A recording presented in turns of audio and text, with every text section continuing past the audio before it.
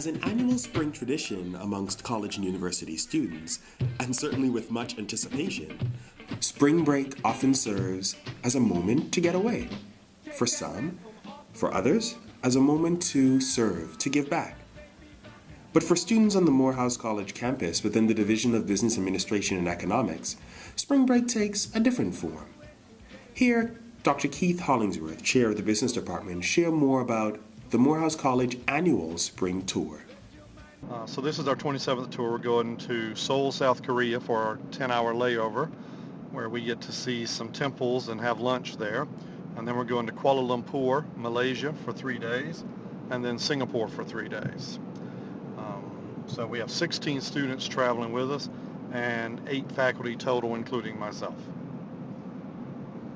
And what's unique about this particular year's tour in terms of, is it themed? Are there any unique components in terms of companies or?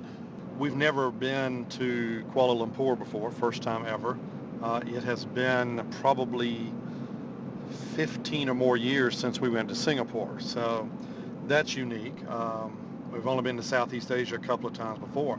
One of the things we're most excited about is we're going to the U.S. Embassy in Kuala Lumpur and Singapore, and we found out yesterday that we will be meeting the ambassador, the United States ambassador to Singapore. Oh, wow. Will meet with us. So we're very excited about that. We've never really had that opportunity before. So that's going to be wonderful. Oh, that's exceptional. Diplomacy at its best. I'm certain the students who, I'll speak to probably 1 or 2 of them if they allow, as we prepare. But Doc, what I want to get at in this interview is particularly what the impact is, not just for the actual corporate representatives, or in this case, diplomats that we'll be meeting with about that Morehouse tradition, but what do you think the impact is for our students, just as a faculty member and as a coordinator of this trip for 27 years? Well, first of all, I haven't been doing it for 27 years. I've only been going since 1998. But, originally the start of the tour was our guys were going to work in New York City at some of the banks, and they're talking to all the guys who'd gone to Harvard and Yale, and they're talking about, when I was in the Sistine Chapel, this was happening. And so they were using it to intimidate our students, because our students had never been anywhere. So part of starting this was so that our students would feel comfortable traveling abroad. And in the late 80s, almost no black men had traveled abroad. So it really was a unique opportunity. It's changed now because I'd say 75% of the students on this tour have traveled abroad before. And that says a lot about what Morehouse has done over the past 20 years. I mean, even the last 15 years, how much it's changed, that students have so many more experiences than we used to have. But I am a huge believer that every student should try to travel international if they can. It just opens your eyes. It gives you such a bigger view of the world. It opens your perspective to what other people are thinking. I just don't think you can be as closed-minded if you've traveled abroad.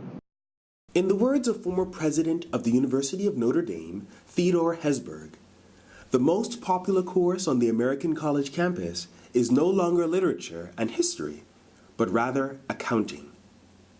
Rather than singularly focusing on the fundamental reasons that one may study humanities courses such as Greek mythology or world history, students whom once attended liberal arts colleges for the sole purpose of scholarly pursuits are beginning to consider the practicality and economic value of their degree. As such, these students are beginning to couple their major courses of study, of which they are intrinsically passionate, with courses in vocational studies, such as economics and accounting. But with this open-mindedness, some students find their learning being objectified. They find themselves narrowed in some ways, caricatured as learners for the mere opportunity to show off that learning, rather than being heralded for the learning itself. Here, Terrell Champion, a senior economics major, share his view.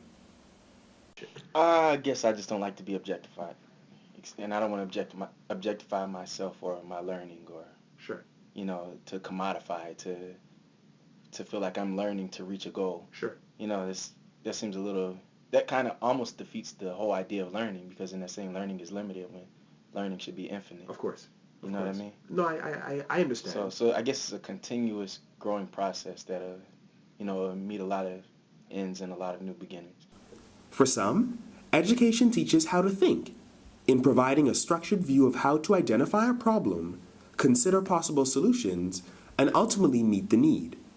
For others, education liberates the individual, allowing one to create their own identity and develop a stronger meaning of purpose. Jordan McKinney, a senior economics major, joins Terrell in sharing that narrative of how liberating the individual plays such a fundamental role. This is what I was trying to get my brother to understand, because my brother is a senior in high school, Sure. and he's got all these great options on the table, and Vandy and Duke and all the rest of the HBCUs, and he's like, dude, you got the full scholarship, that we've proven that this works to Morehouse. Yeah. We've proven that this works. Yeah. Right? I wanted to work on Wall Street coming out of high school. I had friends who went to all of these schools. Yeah. I've met people at all these schools at the bank, but they're not black. Many can agree that in this new age of the 21st century, proper education is a multifaceted concept. For some, education teaches solutions. This works. This definitely works. Whatever it is. Yeah. Whatever they're doing. I think we it just need to works. be mindful, and this going back to your question, bringing it home. Morehouse is just a very dynamic institution. Yeah. You get what I'm saying? So of course it's affording people, business majors and business students these excellent business opportunities, whether it's the internships or the job offers or the travel abroad. But along with that, I would hope that they're carrying this liberal arts perspective with them throughout that journey. Absolutely, Okay. And that's why they come here. And that's why they come here. But, hopefully they get that, though. Sure. Hopefully people get that, Sure. That's the important thing. Because, most stuff that you learn that you need to know how to do on the job, you learn on the job. Sure. There's some things that you need to have, there's a certain level of technical skill that you have, and, you have 2-ish years of major years after your, general study. Yep. To take care of that. Sure. But most of the time you learn everything on the job anyway, so we need someone, like you said, creative, who can understand the global perspective, who can wear a tie and shave and speak English. Right. Adequately. Right. Effectively. Right. Written and spoken. Yeah. Type emails, conduct himself. That's important. Yeah. But even within this process, the question still remains. Now that you're educated, what does the world need to know? Now, many can agree that whether education liberates the individual or whether it teaches one how to think, schooling, its benefits, the challenges, the entire experience is one that each must determine for himself.